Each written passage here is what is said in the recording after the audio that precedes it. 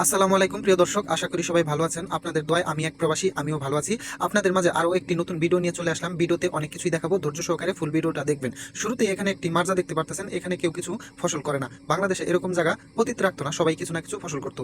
এদিকে দেখেন কত গাড়ি পড়ে আছে। সৌদি আরবে সবচেয়ে মজার বিষয় হলো ফিটনেসবিহীন কোনো গাড়ি চলে না। আরও একটি জিনিস লক্ষ্য করে দেখবেন ভিডিওতে, চারিদিকে কত কিছু আছে কিন্তু কোনো গাছ নেই। দেখেন শুধু বিল্ডিং, গাড়ি, কোনো গাছ নেই। আজকে সৌদি আরবে প্রচন্ড গরম পড়েছে। এই গরমের মধ্যেও হেঁটে হেঁটে আমি চারিদিকের দৃশ্যগুলো ভিডিও বন্দি করে আপনাদেরকে দেখাচ্ছি।